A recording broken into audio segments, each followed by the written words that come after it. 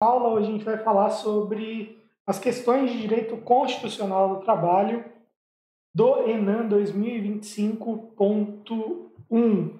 Foram 4 questões, não é algo, aviso, que já não é algo para se comemorar, porque 4 questões, considerando que a gente tem muita gente que almeja magistratura do trabalho, é muito pouco.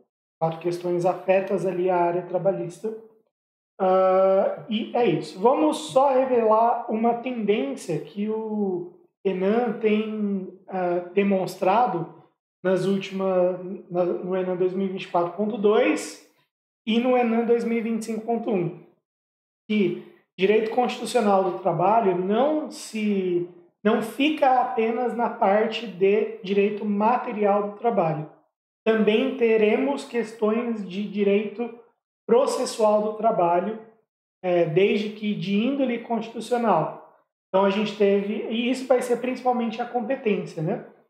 A gente teve isso no ENAM 2024.2, sobre a súmula vinculante número 23. A gente teve aquela questão lá de competência para ação possessória, de greve, salvo engano. E agora a gente teve uma questão também de âmbito processual nessa prova do 2025.1. Então, esse é um primeiro aviso, uma primeira demonstração do que o ENAM, do que a FGV vem fazendo no ENAM. Bom, aqui a gente tem uma questão relativamente simples, é a questão número 1 da prova branca, que eu estou vendo aqui. A gente tem a questão número 1 da prova branca. Estou com algumas telas abertas, eu sempre começo o vídeo com isso me atrapalha bastante, mas vamos lá. O que a gente tem aqui, né? Na questão. Vou colocar também, né? Aí? Não. Agora apareceu.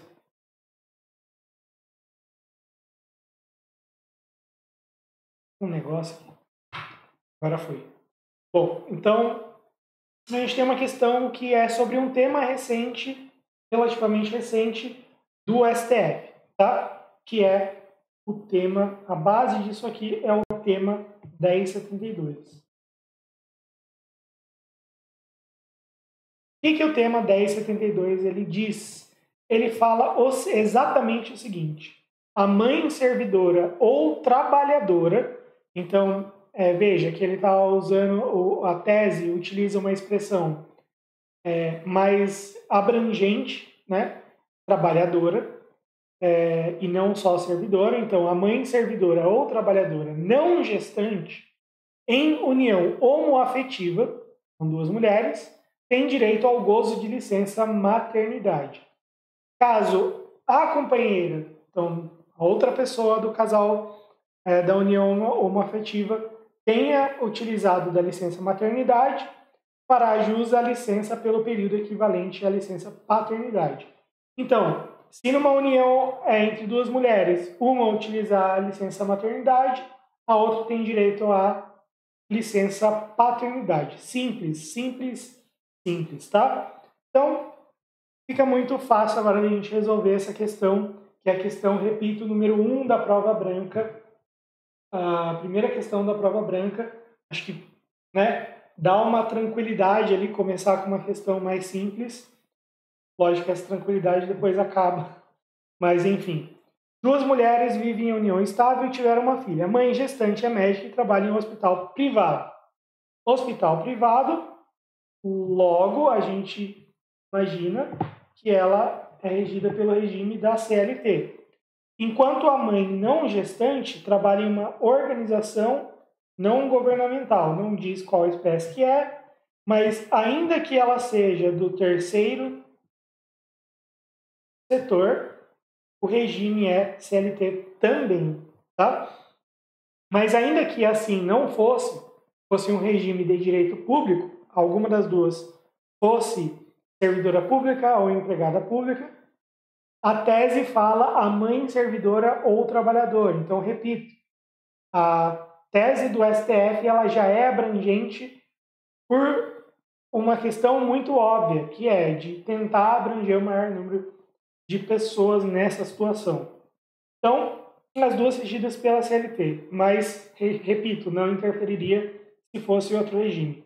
A mãe gestante gozou de licença maternidade e agora, após o retorno ao trabalho, desfruta de estabilidade gestante. Então, só para quem não é da área trabalhista, são dois institutos diferentes. Estabilidade gestante é uma garantia no emprego, ou seja, o empregador não pode demitir dentro daquele período, e a licença maternidade é um benefício previdenciário. São duas coisas que se conversam, mas não são a mesma coisa. Em relação à mãe não gestante, assinale a afirmativa correta. Ela teria direito à licença maternidade se a mãe gestante não tivesse gozado do benefício. Tá? A não gestante. Então, vamos voltar. A mãe, no tema 1072. A mãe servidora ou trabalhadora não gestante, em união homoafetiva, tem direito ao gozo de licença maternidade. Então, essa primeira parte está correta. Na hipótese, a mãe não gestante tem direito à licença pelo período equivalente ao da licença paternidade. A princípio, essa aqui está correta. Então, ela não faz jus a qualquer licença pelo período de ausência justificada ao trabalho. Essa aqui está incorreta. A gente elimina. Ela tem o mesmo direito da mãe gestante durante o mesmo período. A gente viu que não. Uma tem direito à licença maternidade, a outra licença equivalente ao período da licença paternidade. Alternativa D, ela poderá apenas gozar da licença maternidade após o término da licença maternidade da mãe gestante. Isso aqui também está errado, pelo que eu acabei de dizer. E alternativa E, ela teria direito à licença maternidade se a mãe gestante não tivesse gozado do benefício. Na hipótese, a mãe não gestante tem direito à licença pelo período equivalente ao da adoção de criança menor de 18 anos. Esse aqui também completamente errado. Então, a alternativa correta, a alternativa A, que era a que você deveria assinalar, e a banca também considerou a alternativa A como a correta. Vamos ver qual que a gente vai agora. Sindicato das Empresas do Ramo de Siderurgia, essa, salvo engano, é a questão número 7 da prova branca. Tá, beleza. Qual que é a questão aqui? A gente teve, depois da reforma trabalhista,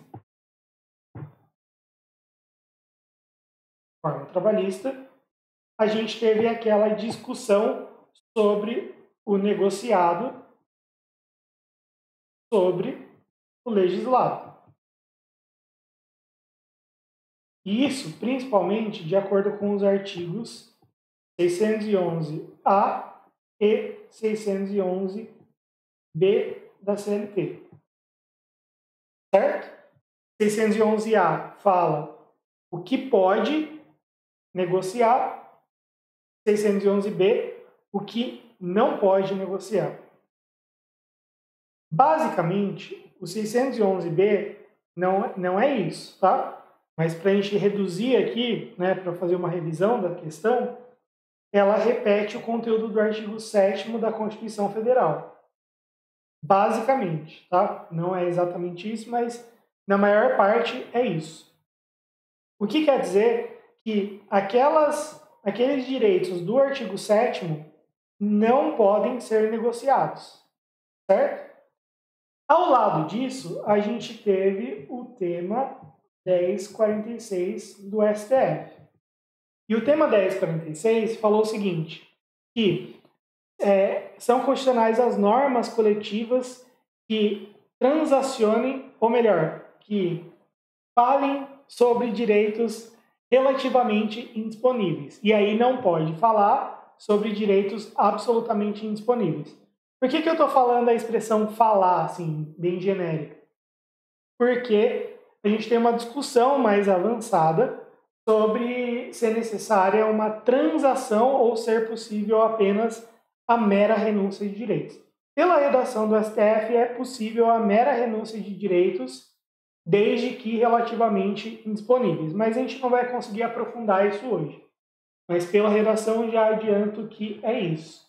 Numa discursiva de magistratura do trabalho ou numa sentença, você pode adotar um outro posicionamento, mas em provas objetivas não tem como fugir da redação da tese, certo? Acho que não tem como evitar de falar isso.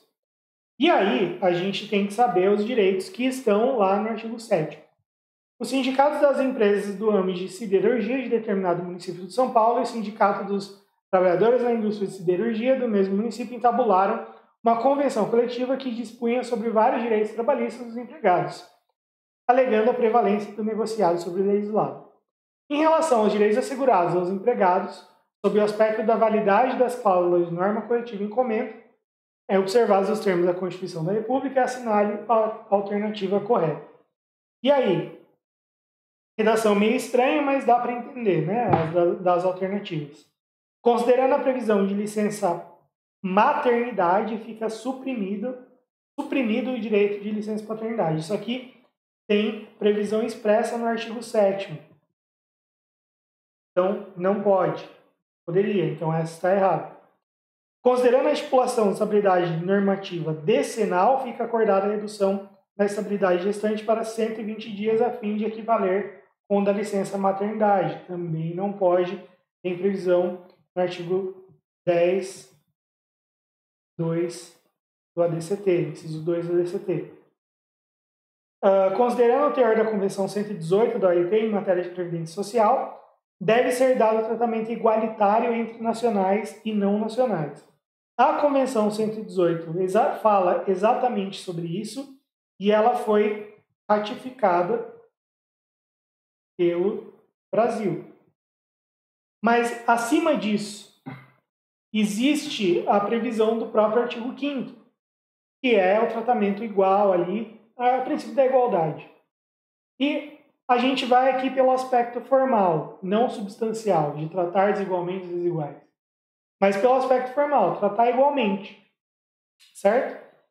E por essa ideia de igualdade formal, a gente não poderia tratar nacionais e não nacionais de forma diferenciada. Certo? Então isso aqui, a princípio, está correto. Beleza?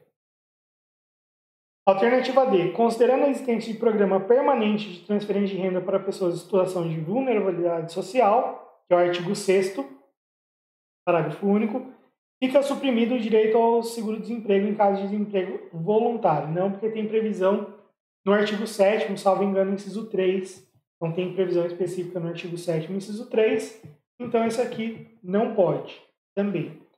Considerando que o Brasil não aderiu à Convenção 19 e aderiu sim, foi ratificada, então já estaria errada por aqui. Acerca da igualdade de tratamento entre trabalhadores nacionais e estrangeiros em matéria de indenização por acidente de trabalho, o tratamento poderá ser distinto. Então, eu posso tratar em matéria de acidente do trabalho diferente um nacional e estrangeiro, ou seja, conceder uma indenização diferente.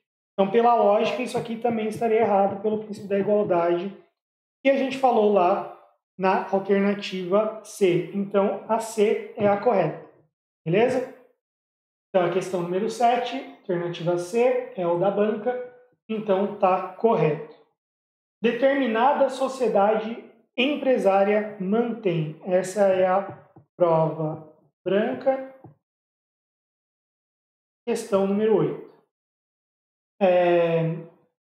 Empregados, em seus quadros de prestadores de serviços, empregados seletistas, eventuais, autônomos e trabalhadores que prestam serviços por intermédio de pessoa jurídica.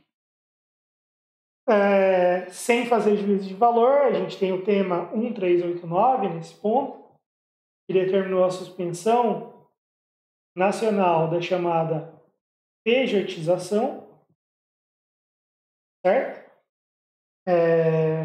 E o que a gente tem? Um auditor fiscal do trabalho que lavra um auto de infração por haver constatado que entre todos os trabalhadores, 3 eram autônomos. Diante disso, a sociedade empresária que já havia esgotado as esferas administrativas, deseja questionar judicialmente a penalidade aplicada por um auditor fiscal do trabalho.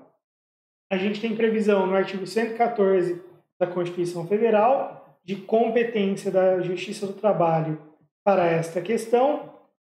Isso decorre da ampliação da competência da Justiça do Trabalho pela emenda 45 de 2004. Ficou pequenininho aqui, né? Então, vou colocar aqui embaixo.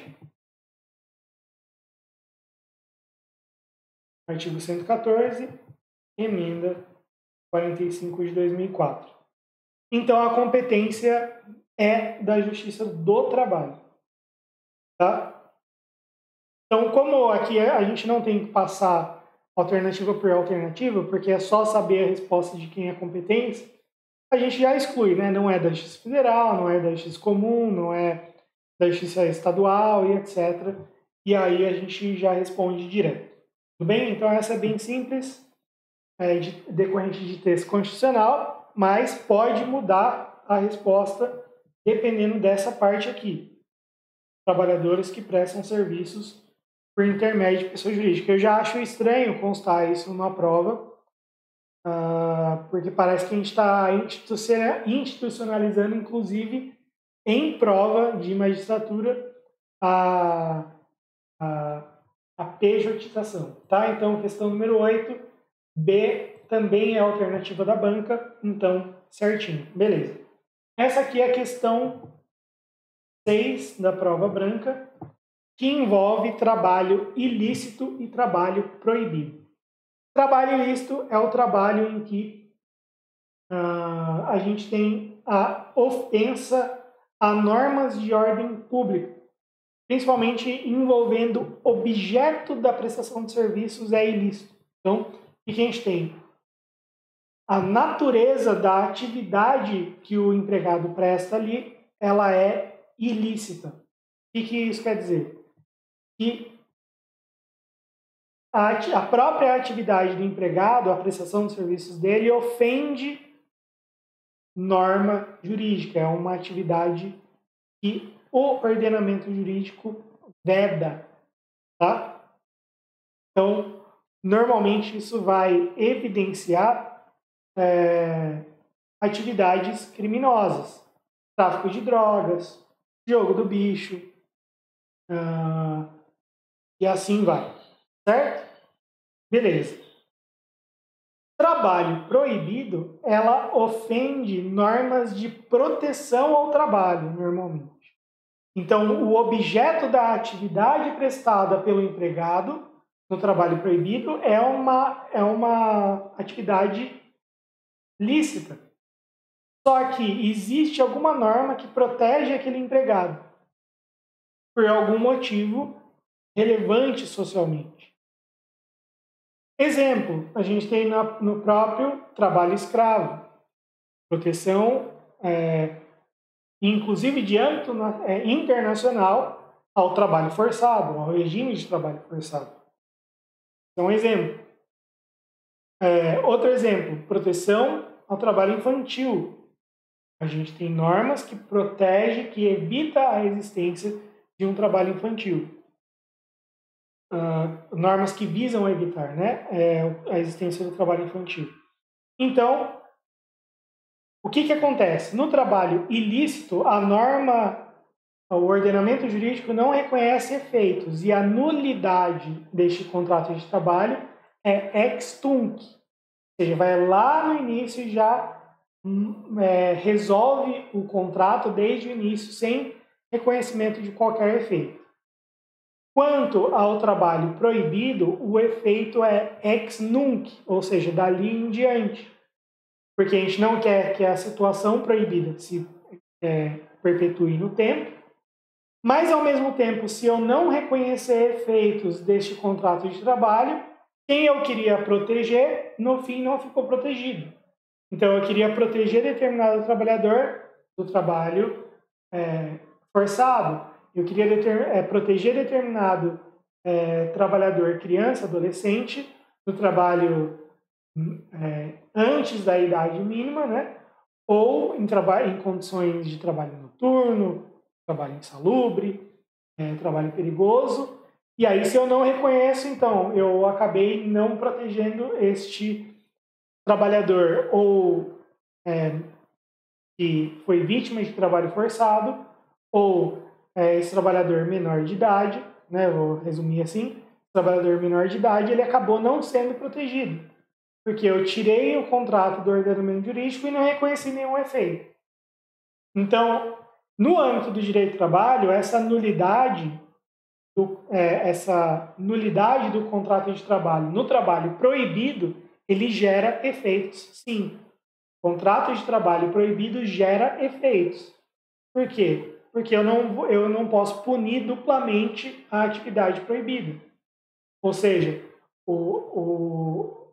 a vítima do trabalho proibido, a vítima do trabalho proibido já menor, já trabalhou numa situação irregular e, além disso, ele não vai ter o reconhecimento do contrato de trabalho. Isso seria uma dupla punição para esse menor. Ele já sofreu com um trabalho irregular e, além disso, não teve aquele tempo de trabalho reconhecido. Beleza, o que isso tudo quer dizer? Que a gente tem uma diferença entre trabalho ilícito e trabalho proibido, certo? Beleza. Em uma sociedade empresária de grande porte, ocorrem as seguintes situações. Pedro, que tem 13 anos de idade, certo? Eu vou circular só o que eu acho ruim aqui, certo? Melhor, eu vou colocar com cores.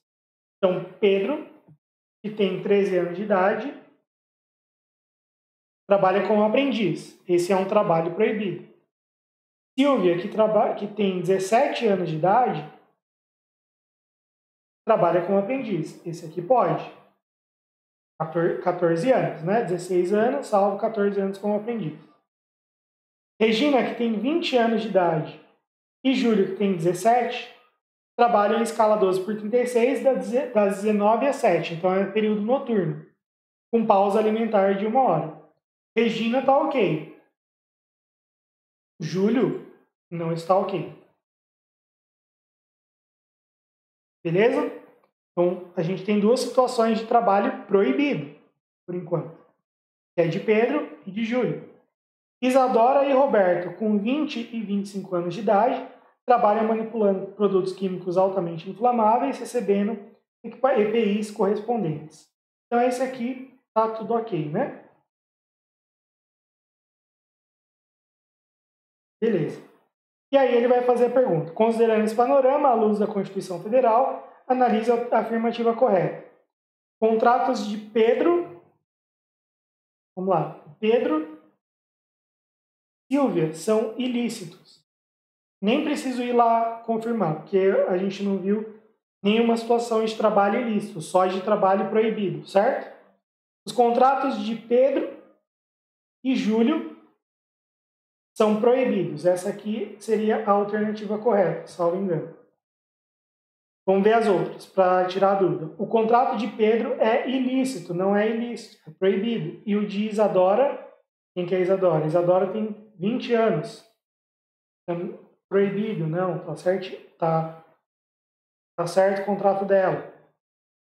Os contratos de Isadora, Roberto e Silvia são proibidos. Isadora a gente já viu. Roberto está aqui com 25 anos, a gente já viu. E Silvia, que é aprendiz com 17 anos, também está correto. Então, a gente elimina isso. Todos os contratos são válidos, aí a gente nem precisa ver. Não são todos os contratos válidos. Então, alternativa B, vamos lá ver, confirmar, 6 é a B, é isso. Então, essas são as questões de direito constitucional do trabalho da prova do ENAM 2025.1. Se eu for considerar o nível de dificuldade comparando com direito civil, processo, normas constitucionais de processo penal, direito tributário, a gente tem uma prova muito desequilibrada, porque essas questões são mais simples, tá? Questões que envolvem aqui direito constitucional do trabalho são muito simples comparando com o nível de dificuldade das outras das outras matérias. Isso sem contar o número, que é bom, melhor 4 do que 3 ou 2 questões, como foram nas edições anteriores, mas ainda assim a gente tem um longo caminho de melhoria do Enem, visando abranger ali melhor quem almeja a magistratura do trabalho. No mais é isso, espero que vocês tenham gostado e a gente se vê na próxima.